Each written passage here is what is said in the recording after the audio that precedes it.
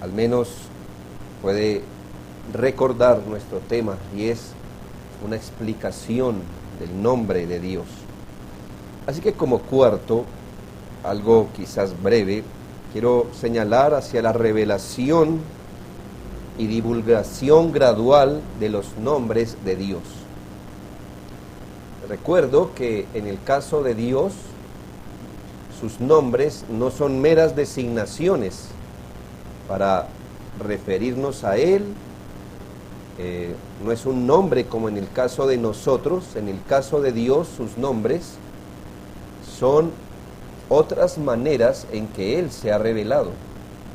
Dios se ha revelado progresivamente al hombre, ha revelado de Él y de su voluntad de forma progresiva, y con sus nombres el Señor se ha dado a conocer. Ha dado a conocer más de quién es Él, de su carácter, pero además ha dado a conocer esa relación que Él tiene con su pueblo, por ejemplo. De manera que entendemos que en el caso de Dios sus nombres son vías, son puertas, son ventanas que nos dejan mirar hacia el ser de Dios y conocerlo más y más a Él. Así, nosotros entendemos que Dios se ha revelado, y como insisto, Dios se ha revelado de una forma progresiva. Les he dicho a mis hermanos muchas veces que nos hubiera gustado que la historia fuera que el Señor sentó a Adán en una piedra y le dictó toda la Biblia, todo, exactamente todo lo que iba a pasar, todo. Pero el Señor se ha tomado muchos años para revelarse Él. En Adán, o con Adán, se reveló Él mismo, reveló algo de su voluntad, pero después revelaría más de Él, más de su voluntad, y cada vez que avanza el tiempo tenemos en la Escritura más revelación de Dios. Recuerde esas palabras de Hebreos: Dios habiendo hablado muchas veces en otro tiempo a nuestros padres por los profetas, en los posteros tiempos nos ha hablado por el Hijo. Así que la revelación del Señor culmina, o es su parte más alta, el clímax de la revelación de Dios es Jesucristo. Todo se dio para revelar finalmente a Jesucristo y el plan de salvación. En esta revelación progresiva, desde el Antiguo Testamento, Dios ha revelado sus nombres. Él abrió, por así decirlo, poco a poco el significado de sus nombres. Se reveló paso a paso de manera que el hombre pudiera conocerle cada vez más extensa y precisamente. Muy temprano, ya, por ejemplo, se nota en el Génesis aquellos nombres de Dios. Nos habla el primer libro de la Biblia en su primer capítulo, y habló Dios, y Dios hizo. Dios se reveló como Dios, así, con ese nombre, Dios. También muy temprano en la Biblia, el Señor se revela como Dios Todopoderoso. Génesis 17, por ejemplo. El Señor entonces, mire que añade más información a su ser. Cómo quería el Señor ser considerado no solo como Dios, sino como el Dios Todopoderoso. Y así se le reveló a Abraham. El Señor más adelante, Génesis 14, 18, o en ese contexto se revela como el Altísimo, el Elión, Dios Altísimo, o Elión Altísimo. Allí cuando dice entonces Melquisedec, rey de Salem y sacerdote del Dios Altísimo, el Dios Altísimo. Entonces tenemos que está un Dios, que este Dios es todopoderoso, que es altísimo, por ejemplo. Tenemos también muy temprano en la Biblia, y decimos muy temprano porque la mayoría de veces que aparece este nombre está en Génesis y Job. Génesis, el primer libro de la Biblia, y Job, les recuerdo que Job parece ser uno de los primeros, aunque el libro no haya sido escrito en esa época, sí nos relata una historia muy, muy antigua. Quizás Job fue contemporáneo con los primeros hombres de la Biblia. ¿Y esto por qué?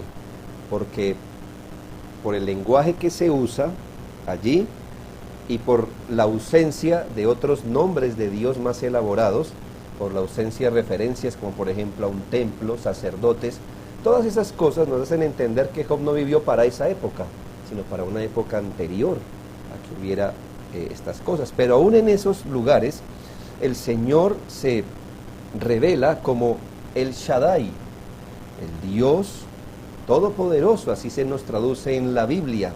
Así que este Dios es todopoderoso, altísimo, el Shaddai, todopoderoso, todo suficiente, si así queremos entenderlo. Con el nombre Él se vienen a revelar, o Dios empieza a revelar con más nombres. Por ejemplo, Él, Dios, Shaddai, todopoderoso, todo suficiente, Dios, todo suficiente, si usted lo une. El Olam, que significa Dios, el Dios, Olam, eterno, el Dios eterno. Eso está en Génesis 21. Muy temprano el Señor se empieza a revelar así. Ya vimos el Elión, Dios altísimo. Y luego, o también vemos que en el mismo Génesis 2, pero más adelante ya con Abraham, el Señor se revela con el nombre Jehová. Jehová. O ya vimos, ¿no?, el tetragramatón, que vamos a decir Jehová es un nombre. Y aunque aún Abraham sabía que el Señor tenía ese nombre, fue hasta Éxodo. Recuerda, en épocas de Moisés, que Dios reveló no su nombre como tal, sino el significado de su nombre. Yo soy. ¿Qué significa Jehová? Yo soy, o se deriva de ese entendimiento. También encontramos en Génesis, en Salmos mayoritariamente, esa designación de llamarle a Dios Señor, Adonai, Señor. Por eso, hermanos, cuidado con colocar las panaderías Adonai. Ese no es un nombre para jugar. Con ese nombre se reveló el Señor. Adonai. ¿Qué significa Adonai? Señor, Señor. Miren, lo que les estoy queriendo decir esta mañana, de forma breve, es que el Señor se dio a conocer su carácter también a través de los nombres con los que Él se reveló. Y cuando se revela con esos nombres, está abriendo una ventana de entendimiento para que entendamos quién es el Dios que se está revelando, cuál es la relación que Él tiene con el mundo, con el hombre. Él es altísimo, Él es todopoderoso, todo suficiente, eterno, Él es Señor. Pero también es un Dios de un pacto, que ha sido, permanecerá para siempre, velando este nombre Jehová. Y así se ha dado a conocer el Señor. Luego vamos al Nuevo Testamento, porque les recuerdo que es Cristo la revelación, pero vamos al Nuevo Testamento y vemos la misma intencionalidad de Dios revelarse a través de sus nombres. Ya se había profetizado acerca del Señor Jesús en Isaías 9:6. Y esta profecía del Señor Jesús también nos estaría revelando quién sería el Mesías y exactamente qué deberíamos esperar de Él. Se llamará su nombre, Admirable Consejero, Dios Fuerte, Padre Eterno, Príncipe de Paz. Es una otra ventana que nos está abriendo. Bueno, más adelante, hoy leímos en Crónicas 17, cómo el Señor le promete a David una casa, un linaje real, un linaje real. Usted sabe que históricamente, si fuera así, la profecía no se cumplió, porque llegó un momento donde se interrumpió. Ya no hubo más hijos de David sentado en el trono literal, en el trono, siendo rey de Israel. ¿Y por qué? Pues porque se acabó la monarquía en Israel, se acabó. Uno diría, pero el Señor prometió todo un linaje de reyes, y que había un rey que habría de gobernar eternamente. ¿Cómo es que David gobernaría eternamente si la monarquía se acabó? ¿Cómo? Pues entendemos, hermanos, que ese linaje de David no era un hombre común y corriente, vendría a ser nuestro Señor Jesucristo, y no sería un rey sobre Israel, sino rey sobre el verdadero Israel, que es la iglesia, y su reinado estaría para siempre. Pero así es que se revela al Señor. No es la única manera, pero se revela a través de sus nombres. En el cumplimiento del tiempo, cuando Isaías 9:6 se fue a materializar, porque eso vendría alguien que llevaría el principado sobre su hombro. Cuando llegó el cumplimiento de esa promesa y el Hijo de Dios entra en el mundo, fue Dios mismo quien buscó su nombre, o quien le dio su nombre, Mateo 1:21 y Mateo 1:23. No fue María, no fue José, fue Dios mismo. ¿Qué nos quiere decir eso? Que es Dios revelándose, Dios diciendo, mire, este es mi hijo, pero se llamará, y dará a luz un hijo, y llamará su nombre Jesús. ¿Por qué? Otra ventana de entendimiento. ¿Qué aprendemos del nombre de Jesús? Bueno, recuerde que no partimos de cero, tenemos atrás toda una tradición de nombres: Jehová, el Altísimo, el Todopoderoso, pero ahora se añade más información, y es que este Hijo de Dios, el Mesías, vendría a salvar a su pueblo de sus pecados. Qué linda precisión, ¿no cree? Porque el nombre de Jesús, del verdadero Hijo de David, no vendría a salvar a su pueblo de las invasiones, de las cosas externas, sino salvará a su pueblo de sus pecados. Y en el versículo 23, he aquí una virgen concebirá y dará a luz un hijo, y llamará su nombre Emmanuel, que traducido es Dios con nosotros. Así que bien, ¿qué otra cosa nos muestra, qué otro aspecto nos muestra ese nombre? Que en Jesucristo Dios estaría con su pueblo, pero no olvide los dos versículos antes. Es decir, interprételo todo. Lo que pasa es que si me deja el nombre Emmanuel desconectado de lo que pasó hace dos versículos, entonces vamos a decir, Emmanuel es Dios con nosotros para ayudarnos, y yo creo que Él nos ayuda, ¿verdad? Pero la gente quiere ese amuleto, ¿verdad? Pero bueno, ¿qué dice? Es Jesús, ¿por qué? Porque salvará a su pueblo de sus pecados. ¿Cómo lo salvará?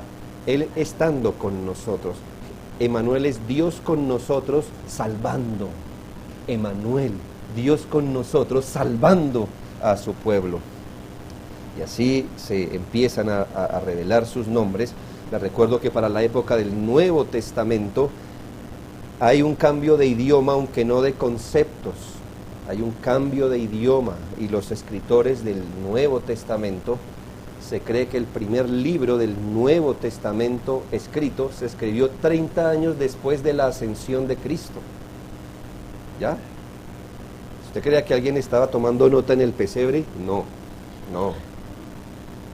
Ni siquiera ese ejercicio se hizo en los 3 años y medio, o quizás más, que duró el ministerio de Jesucristo. Vuelvo, le digo, quizá el primer libro del Nuevo Testamento que se escribe 30 años después de que Jesucristo fuera recibido arriba, es decir, 30 años después de Pentecostés. Había la necesidad de tomar los mismos conceptos del Antiguo Testamento y ponerlos ahora en el idioma que era común a la gente, que ya no era el hebreo, aunque ellos tenían mente de hebreo, ¿cierto? Conceptos hebreos, pero la necesidad hacía como los volcamos en el idioma que estamos manejando ahora, que era un griego común. Koiné le dicen, o kiné le dicen al griego común. Así que empieza a haber esa equivalencia de cómo vamos a tomar esos nombres y volcarlos en este idioma, y tenemos que Dios, el equivalente de él, ahora es Theos, en griego, ¿ya? En hebreo, él.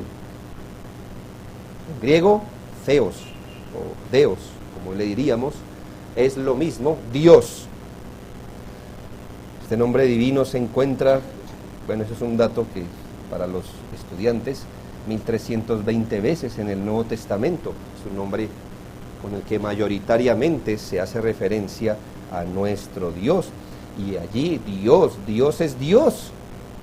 Se le representa como el Dios del Antiguo Testamento.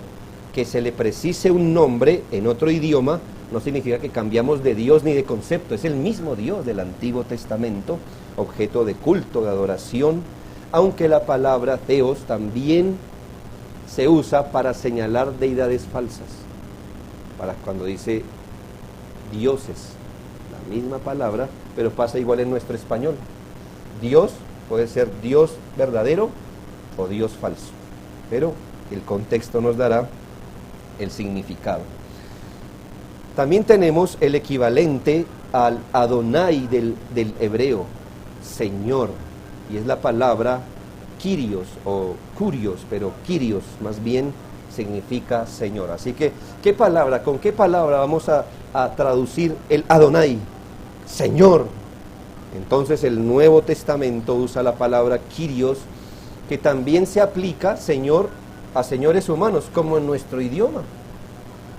Usted dice, sí, Señor, le puedo decir a mí, usted no me está reconociendo como el Señor del universo. Hay un Señor, en contexto, que es único Señor, y hay Señor, como hay muchos dioses y muchos señores, dice Pablo, pero es la palabra equivalente. En hebreo Adonai, en griego Kyrios, tenemos el equivalente a la palabra todopoderoso. ¿Cómo íbamos a traducir esa palabra tan compleja en el Nuevo Testamento? Tenemos el nombre Pantocrátor, que significa todopoderoso, el que todo lo puede. Este nombre divino aparece en el Nuevo Testamento mayoritariamente. De 10 veces, 9 de ellas aparecen en Apocalipsis, haciendo referencia, yo soy el Dios todopoderoso, el todopoderoso del Antiguo Testamento, ese Dios altísimo, el mismo Pantocrátor, todopoderoso. También tenemos la designación Upsistos, que significa el Altísimo. Este nombre divino aparece 9 veces en el Nuevo Testamento. Recuerde el Altísimo de Abraham, yo soy el Dios Altísimo. Bueno, también tiene un equivalente en el Nuevo Testamento y aparece sobre todo en los Evangelios. Es interesante porque en uno de estos textos, Hebreos 7:1, donde aparece esa misma referencia, porque este Melquisedec, rey de Salem, sacerdote del Dios Altísimo, que salió a recibir a Abraham, ¿sí? Eso es en el Nuevo Testamento, hace referencia, y cuando usted lee ese mismo evento en Génesis 14:22, el nombre usado allí es el Elión.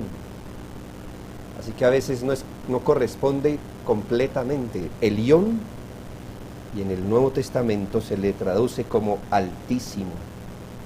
Tenemos una palabra difícil de traducir, que se traduce como Maestro o Señor en el Nuevo Testamento, Maestro o Señor, pero creo que ninguna, o sea, no es una palabra, Maestro o Señor, que refleje todo el significado, y es la palabra déspotes,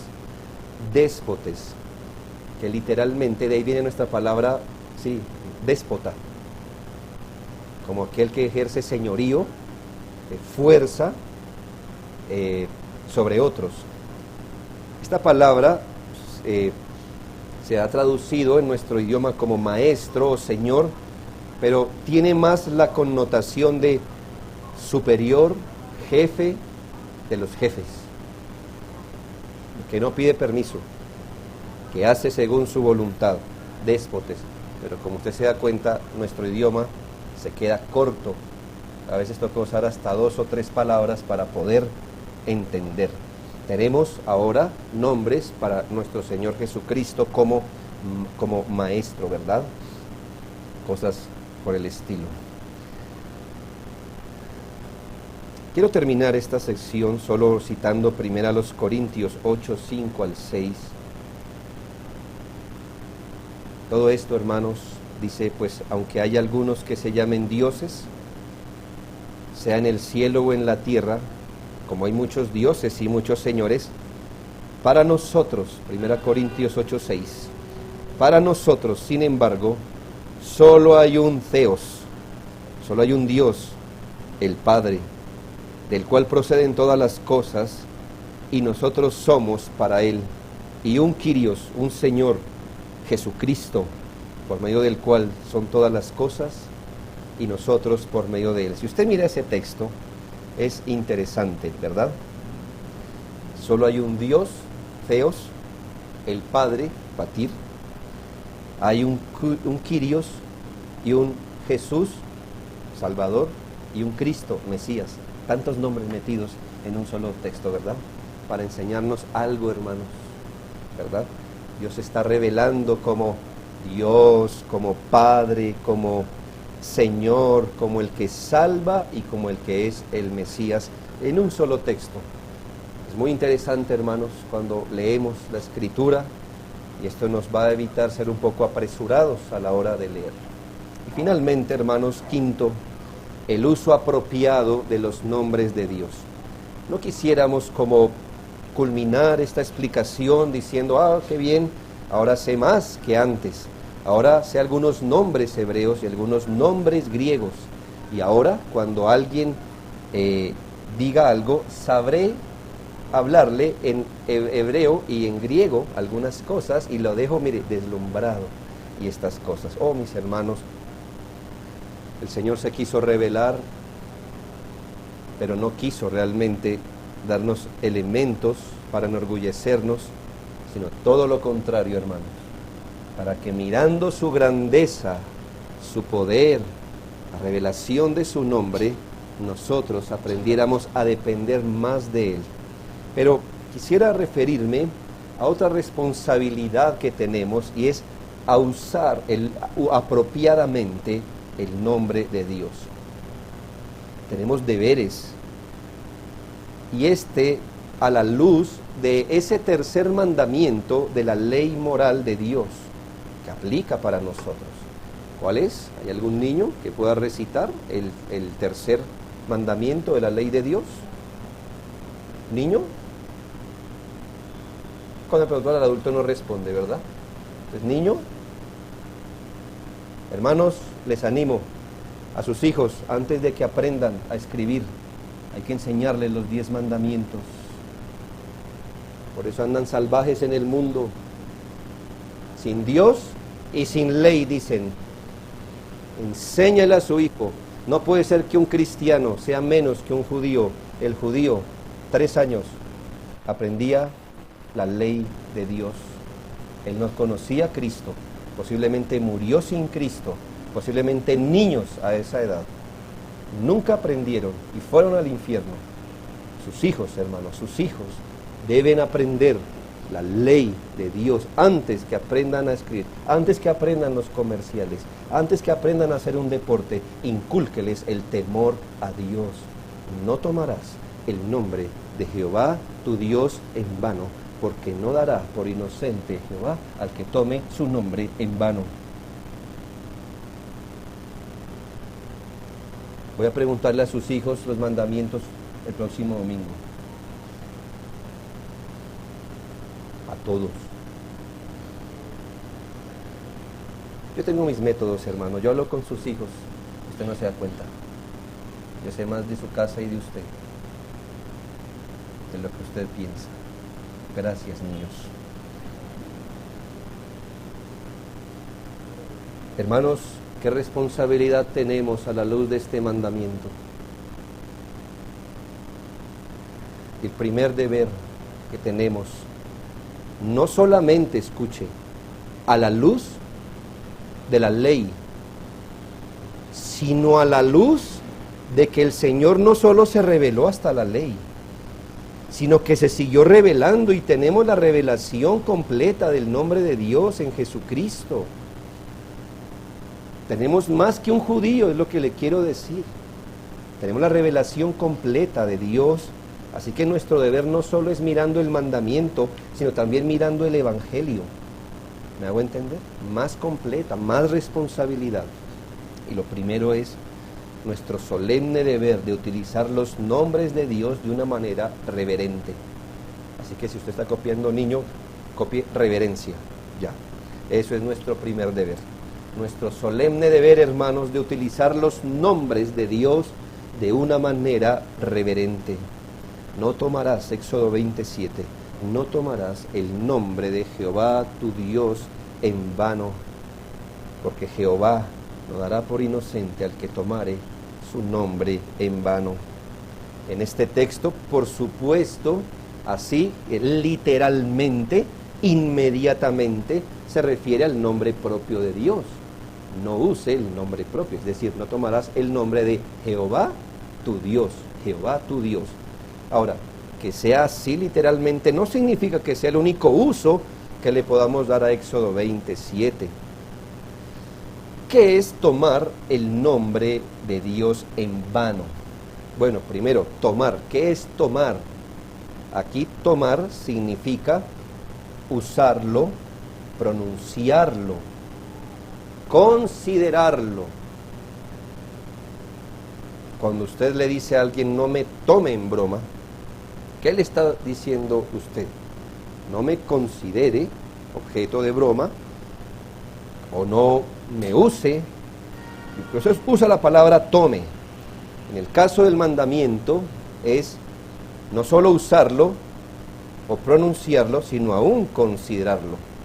Eso es tomar. ¿Qué es vano? La palabra vano, quiero leérselo en otros textos. ¿Cómo se usa la palabra vano? Esa misma palabra de Éxodo en otros textos del Antiguo Testamento. Y usted va tejiendo el significado. Por ejemplo, en Malaquías 3:14 aparece esa misma palabra. Dice, habéis dicho, por demás es servir a Dios. ¿Qué aprovecha que guardemos su ley y que andemos afligidos en presencia de Jehová de los ejércitos? Era lo que decía un pueblo arrogante, ¿no? Arrogante ante Dios. Algo así como, ¿de qué nos ha servido servir a Dios? La palabra vano se tradujo, es por demás está servir a Dios. ¿Ya va entendiendo qué significa la palabra vano? Bueno, también puede significar inútil, como en el caso del Salmo 127, 1 y 2. Dice, si Jehová no edificare la casa, en vano trabajan los que la edifican. Si Jehová no guardare la ciudad, en vano vela la guardia. Aunque nuestro español dice, por demás es que os levantéis de madrugada, es la misma palabra, es decir, en vano os levantáis de madrugada.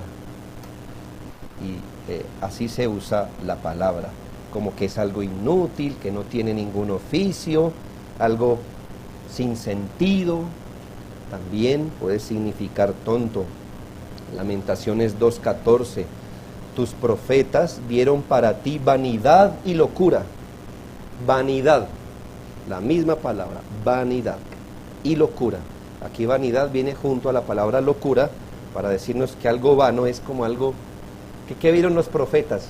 Cosas tontas, se ponen a profetizar de cosas mientras el pueblo estaba a punto de ser destruido, ellos profetizaban de esas cositas tontas. La palabra vano.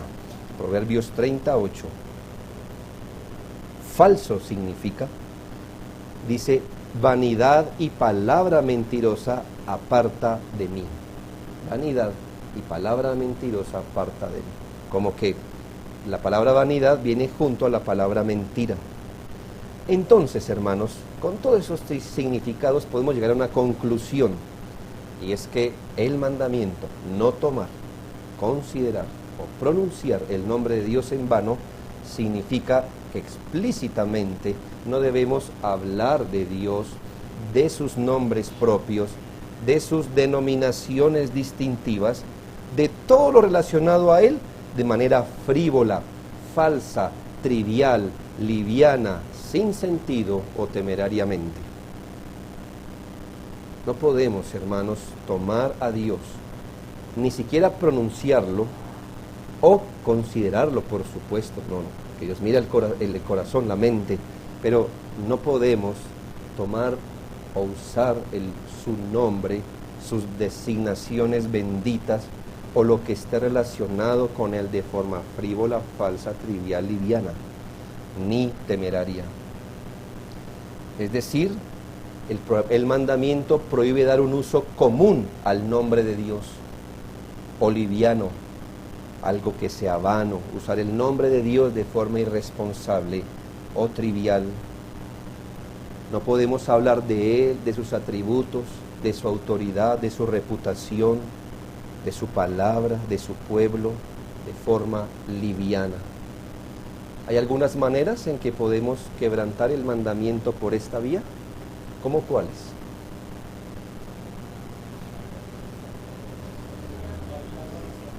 ¿Perdón? Sí, muy bien, las muletillas de Dios. Cada vez, ¿no? Debemos quitar eso, hermanos, que nos cae un plato y ¿qué decimos? ¡Ay, Dios mío! ¡Ay, bendito Señor! Hermanos, eso no es un nombre, invéntese otra palabra. Use el nombre suyo, de sus primos, cualquier cosa. ¿Verdad que no nos parece correcto? Ah, pero el nombre de Dios sí. Muletillas, dichos populares, chistes. Bueno, los juramentos déjemelo más adelante, pero sí, por ahí también está. Estas cosas livianas, hermanos, de andar diciendo, se lo juro por Dios, ya no está ni queriendo jurar, ni está queriendo invocar el nombre de Dios. Cuidado, hermano, por eso decimos, hermanos, guíe primero mucho a sus hijos antes de soltarlos a orar, porque no estoy seguro que ellos usen de forma consciente el nombre de Dios y usted más les enseña aún más. Digo usted, no le estoy diciendo a usted, pero quiero hacerlo personal. Usted dice, bueno, ahora vas a decir conmigo, Papito Dios. Bueno, dígame eso, ¿cómo se reveló él en la Biblia así? Como con esa confianza, dígamelo. Si le va a enseñar a orar, dígale, Altísimo Señor, el Elión. No Papito Dios, porque así se va a quedar pensando que Dios es papito, ¿verdad? Cuidado, hermanos. Hay muchas maneras, yo no se las puedo decir todas aquí, ni se me ocurren qué tantas maneras de hablar de Dios, somos muy coloquiales cuando hablamos, ¡ay Santísimo! ¡Ay Santísima Trinidad! Cosas así, hermanos, son nombres de Dios, son títulos divinos. Cuidado, hermanos, prefiera no ser gracioso, no ser chistoso, ser el aburrido de la fiesta, si es que lo va a hacer a costa de la reputación, la autoridad del nombre de Dios. Eso se llama profanar el nombre de Dios, Levítico 19:12, Ezequiel 36:20. Bueno, no juréis falsamente por mi nombre, dice, profanando así el nombre de tu Dios. Eso es profanarlo. La blasfemia, ¿qué es blasfemar, hermanos? Si no es, su nombre lo dice, desprecio, la ofensa negra ante el Señor, y el que blasfemar el nombre de Jehová ha de ser muerto, dice Levítico 24:16. Tratar con violencia el nombre de Dios, agredirlo, ofenderlo a Dios, también tenerlo por bajo, contaminándolo, deshonrándolo. Isaías 48:11, por mí, por amor de mí mismo lo haré, para que no sea amancillado mi nombre. Mi honra no le daré a otro, el Señor no quiere que su nombre sea amancillado. Jeremías 34:16, pero os habéis vuelto y profanado mi nombre, y habéis vuelto a tomar cada uno a su siervo, cada uno a su sierva. Cuando usted jura y no cumple un compromiso, pues usted está profanando el nombre de Dios, porque usted lo invocó, invocó el nombre del Señor. De Ezequiel 43:7 y 8 concluimos que la adoración falsa es una manera de profanar el nombre de Dios. Y me dijo, hijo de hombre, este es el lugar de mi trono, el lugar donde posaré las plantas de mis pies, en el cual habitaré entre los hijos de los hombres. y nunca más profanará la casa de Israel mi santo nombre, ni ellos ni sus reyes con sus fornicaciones, ni con los cuerpos muertos de sus reyes en sus lugares altos, porque poniendo ellos su umbral junto a mi umbral, y su contrafuerte junto a mi contrafuerte, mediando solo una pared entre mí y ellos, han contaminado mi santo nombre con sus abominaciones que hicieron, por tanto los consumí en mi furor. Adorar a Dios falsamente es profanar su glorioso nombre. Yo le he dicho a muchos hermanos, piense lo siguiente: si usted hubiera tenido la oportunidad, vayamos a la época de Moisés, ¿ya? Se puso allá frente a un tabernáculo, muy bien, un tabernáculo inmenso, una carpa inmensa, y si le hubieran dicho a usted, va a tomar estos panes en su mano y va a entrar al tabernáculo, va a lavar sus manos, va a pasar por la primera cortina y me hace el favor y pone ese pan encima de esa mesa, ¿cuál hubiera sido su actitud? No, ni siquiera su pensamiento, sino su actitud, su porte. ¿Cómo hubiera entrado usted allí? Yo no sé usted cómo lo hubiera hecho, pero le aseguro que no es gritando de júbilo ni brinconeando, ¿verdad? Bueno, pero le voy a decir algo. El tabernáculo era solo una mera sombra, era una maqueta pequeña de lo que en el Nuevo Testamento vendría a ser la iglesia, por supuesto, Cristo, la iglesia, su adoración. Pero hoy sí podemos entrar a llevar más que un pan, que es adoración, y oración, que es más que el incienso, porque el incienso solo representaba la oración es lo real, el incienso era la maqueta, pero hoy sí podemos orar, hoy sí podemos cantar, y hay mucha gente chiflando, gritando, pogueando, contoneándose sensualmente, y a eso le llaman adoración, y a eso parte hoy de la Reforma le llama adoración. Luego estamos en una posición menor o mayor con respecto al tabernáculo. Mayor. Entonces la reverencia debería ser menor o mayor. Mayor, hermanos. Hoy tenemos grupos de jovencitos ahí, unos casi emos, otros medio no sé cómo, y son los que dirigen al pueblo en la adoración, hermanos. La adoración a Dios, a Dios. El Señor ejecutó a 2 individuos por hacer eso. Usted dirá, pero el Señor ahora es más misericordioso que en el Antiguo Testamento. ¿Por qué no vemos gente muerta? ¿Usted me va a decir que eso es vida? Siguen respirando. Pero Dios no se agrada de eso, de la profanación a su nombre. Muertos guiando gente sensual a la adoración hoy día. Malaquías 1:6, el Hijo honra al Padre y el siervo a su Señor. Si pues yo soy Padre, ¿dónde está mi honra? Y si soy Señor, ¿dónde está mi temor? Dice Jehová. Oh sacerdotes que menospreciáis mi nombre, de lo que aprendemos, hermanos, que uno menosprecia el nombre de Dios cuando no honra ni teme al Señor. La desobediencia de quienes profesan tener al Señor como su Señor es una profanación. Así que usted dice, bueno, menos mal yo no digo chistes de Dios, yo no ando diciendo Dios, ni Jesús, ni esas cosas de forma liviana, y yo adoro al Señor. Bueno, ¿cómo está su obediencia al Señor como Señor? Porque el que no obedece al Señor, no anda procurando en la gracia del Señor obedecer al Señor, profana su nombre.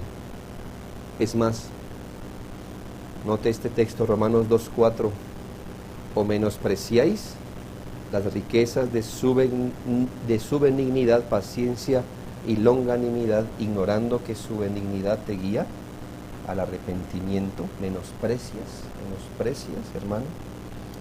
Bien, eso en cuanto a lo primero, hermanos, nuestro solemne deber de usar el nombre de Dios de forma reverente. Ahora, algunas implicaciones. Quiero darle lo positivo. Primero, para honrar el nombre de Dios, nunca lo use mal. Siempre úselo con reverencia. No significa, hermanos, que ahora por exceso de escrúpulo nos neguemos a decir Jesús, Dios, Jehová, porque uno dice, somos hombres impuros de labios, ¿cómo vamos a honrar al Señor? Pues Dios quiere que invoquemos su nombre.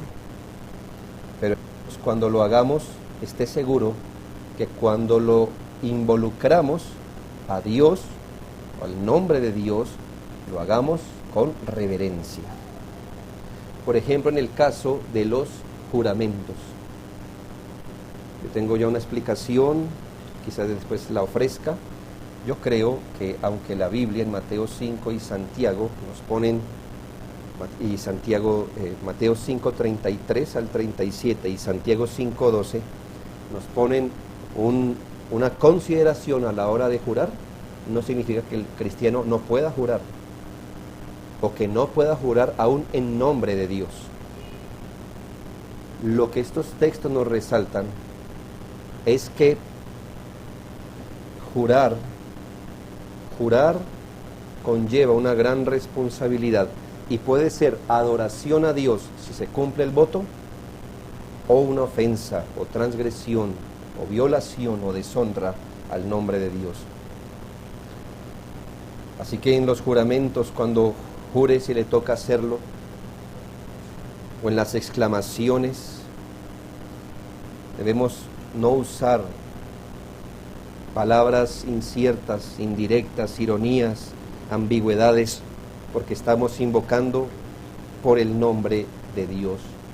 El mandamiento se opone a todo juramento falso, a jurar por otros dioses, ya vimos la blasfemia. Cuando invoquemos el nombre de Dios, invoquémoslo de la forma más honrosa, honorable, decente, respetable posible, con un gran sentido de majestad y temor en el corazón. Primera de Pedro 3:15, sino santificad a Dios el Señor en vuestros corazones. Por ahí empiece por tener alta estima a Dios en su corazón, y luego cuando usemos el nombre de Dios, usémoslo, hermanos, de la forma más reverente, más majestuosa. Segundo, para honrar el nombre de Dios debemos respetar o honrar todo aquello que guarda relación con su nombre. No solo es Dios, sino que le enseñé la vez pasada que Dios ha puesto su nombre sobre cosas o personas, su nombre, como que ha extendido su nombre. Así que no es solamente el asunto con Dios, sino con todo aquello donde Dios ha extendido su nombre.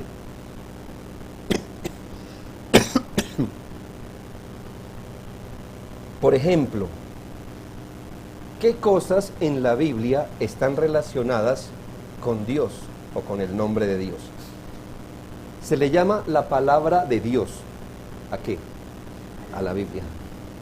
¿Sí? ¿Qué es la Biblia? Así que este es un libro relacionado ¿con quién? Con Dios. ¿Ya ve? El culto es culto a Dios. A la iglesia se le llama pueblo de Dios o casa de Dios.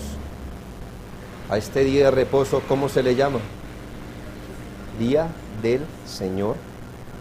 A la cena, cena del Señor. Y muchas más cosas, hermanos, donde Dios ha puesto su nombre. Es que no basta con que solamente miremos el nombre de Dios y digamos, bueno, yo no estoy hablando mal de Dios, o no estoy considerando como algo bajo a Dios, sino que también el mandamiento nos enseña que hay cosas o personas donde Dios ha puesto su nombre y deben ser igual objeto de honra. Por ejemplo, 1 Corintios 6, 19 y 20. 1 Corintios 6, 19 y 20. ¿O ignoráis que vuestro cuerpo es templo del Espíritu Santo, el cual está en vosotros, el cual tenéis de Dios y que no sois vuestro? Porque habéis sido comprados por precio. Glorificad pues a Dios en vuestro cuerpo y vuestro espíritu, los cuales son de Dios. ¿Qué significa esto? Que aunque nuestros cuerpos son nuestros, eso de tenerlo de Dios, ¿a qué nos arroja? Por ejemplo, a tener cuidado, ¿verdad? Para no usarlo para el pecado. Aquí no está hablando de dietas, hermano, tranquilo. Está hablando de no usarlo para el pecado. Hebreos 6:10. Porque Dios, mire este texto, Hebreos 6:10. Muy importante este texto. Porque Dios no es injusto para olvidar vuestra obra y el trabajo de amor que habéis mostrado hacia su nombre. Déjelo ahí. Dios no es injusto para olvidar el trabajo de amor mostrado a su nombre. Y uno se pregunta, ¿y cómo esta gente trabajó por amor al nombre de Dios? Ahí lo dice, habiendo servido a los santos y sirviéndoles aún. ¿Por qué se les cuenta a ellos haber honrado el nombre de Dios con amor? ¿Al haber hecho qué? Al haber servido a los santos. Porque es que sobre los santos está el nombre de Dios. Cuando usted honra a los santos, está honrando el nombre de Dios. Son un ejemplo, hermano, de cómo se extiende el nombre de Dios. Tercero, para honrar el nombre de Dios, nunca debemos huir de Dios, sino entrar en tratos personales con Él. Oh, hermanos, para honrar el nombre de Dios, nunca debemos huir de Dios. Oh, hermano, quien evita a una persona le está menospreciando, ¿no cree? Ay, no me quiero encontrar con Él, quiero evitarlo. Pero debemos entrar en comunión, en trato personal con Él. Hemos de santificar su nombre. Por ejemplo, hermanos, debemos amarlo. Salmos 5:11. Alégrense todos los que en ti confían. Den voces de júbilo para siempre, porque tú los defiendes. En ti se regocijen los que aman tu nombre. Hermanos, tener un Dios poderoso y aún estar afligido, es decir, desconfiado, triste siempre, no honra a Dios. Alégrense los que confían en Él. No menospreciemos el nombre del Señor. Hechos 3:16 y 4:12.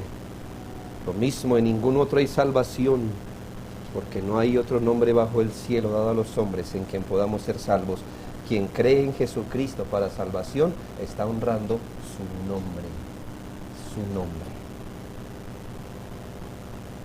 Es nuestro deber honrar su nombre, Salmo 29:2, honrarlo. Es nuestro deber recordarlo, Salmo 44:20. Es nuestro deber bendecir su nombre, Salmo 104. Es nuestro deber invocarlo, Salmo 79:6. ¿Otra vez? Es nuestro deber honrarlo, Salmo 29:2. Es nuestro deber recordarlo, Salmo 44:20. Es nuestro deber bendecirlo, Salmo 104. Es nuestro deber invocarlo, Salmo 79:6. Como dice el Salmo 86:11. Enséñame, oh Jehová, tu camino, caminaré yo en tu verdad. Afirma mi corazón para que tema tu nombre. Tu nombre. Próximo significa o debemos honrar, magnificar sus atributos divinos. Éxodo 33:18 y 19. Juan 17:6.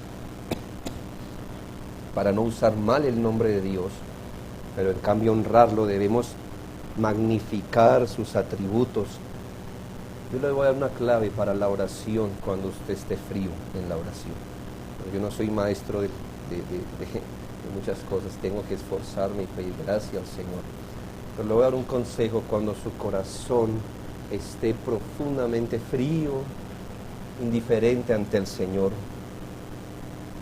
Conscientemente busque los adjetivos más gloriosos para referirse a Dios. Y en vez de decir, por ejemplo, Señor, esta mañana te estoy orando Digo, hágalo conscientemente, o si no, no es más que una profanación del nombre de Dios. Pero antes de decir, Dios mío, piense en qué otra manera puede hablar del Señor magnificando su atributo. Usted puede decir, amantísimo Señor, en esta mañana, Señor, vengo a tu majestuosa y tierna y gloriosa presencia, y obligue, hermano, a la mente a reconocer lo que usted ya sabe de Dios. Quinto, hermanos, para honrar el nombre de Dios nunca debemos degradar a nadie quien viene en nombre de Dios. Mateo 21:9, Juan 13:20. Lo que pasa, recuerde que el nombre de Dios es su autoridad personal, ¿no?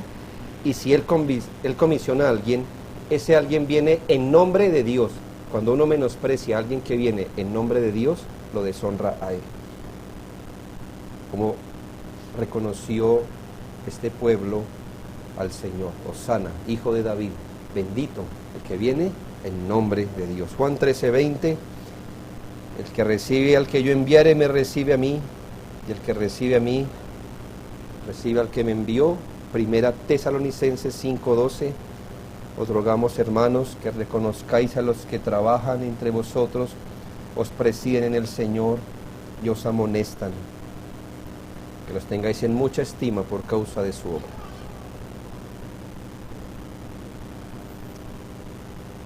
Por último, hermanos, para honrar el nombre de Dios nunca debemos traer reproche sobre la reputación de Dios. Nunca debemos traer reproche sobre la reputación de Dios. En la Biblia muchas cosas traen reproche a su nombre. La hipocresía, Romanos 2:23 y 24. Tú que te jactas de la ley, con infracción de la ley deshonras a Dios, porque como está escrito, el nombre de Dios es blasfemado entre los gentiles por causa de vosotros. ¿Qué hace? Que pongamos mala reputación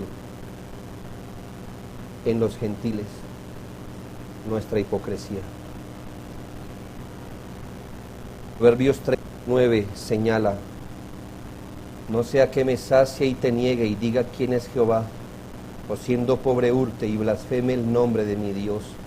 Entonces la injusticia o el robo, cualquier clase de injusticia, pone blasfemia en el nombre de Dios. Note cómo injusticia y escándalo sexual trae reproche al nombre de Dios. Amós 2:7. Pisotean en el polvo de la tierra las cabezas de los desvalidos, tuercen el camino de los humildes. Eso es injusticia. Y el hijo y su padre se llegan a la misma joven, profanando mi santo nombre. Note además que la insubordinación trae reproche al nombre de Dios. Todos los que están bajo tengan a sus amos por no el nombre de Dios y de la doctrina. Sin duda, en Tito 2 vemos cómo el feminismo militante práctico trae reproche al nombre divino. Que las ancianas enseñen a las mujeres jóvenes a ser prudentes, castas, cuidadosas de su casa, buenas, sujetas a sus maridos, para que la palabra de Dios no sea blasfemada. Hermanos, es nuestro privilegio conocer a Dios y relacionarnos con Él. Y uno de nuestros más grandes privilegios hoy, como habitantes del nuevo pacto, es dirigirnos a Dios de forma trinitaria. Adán no podía conocer esto. Moisés nunca lo conoció. David no lo conoció. Ni siquiera los discípulos del Señor en su momento lo pudieron conocer. Pero es nuestro privilegio, hoy como habitantes del nuevo pacto, poder tener tratos con Dios de forma más precisa y eficaz, invocar su nombre de forma trinitaria. Hoy sabemos que Dios es Dios Padre, es Dios Hijo y Dios Espíritu Santo. Cuando invocamos el nombre de Dios de forma trinitaria, hermanos, le estamos adorando de acuerdo a su revelación completa y final. Él se reveló como un Dios trinitario, y usted haría bien en mirar cómo en Apocalipsis, que se nos muestra la adoración perfecta, Dios es conocido como al que está sentado en el trono y al Cordero. Es nuestro privilegio orar a Dios Padre en el nombre del Hijo, con la ayuda del Espíritu Santo. Oremos, hermanos, esta mañana. Invoquemos el nombre de Dios con reverencia.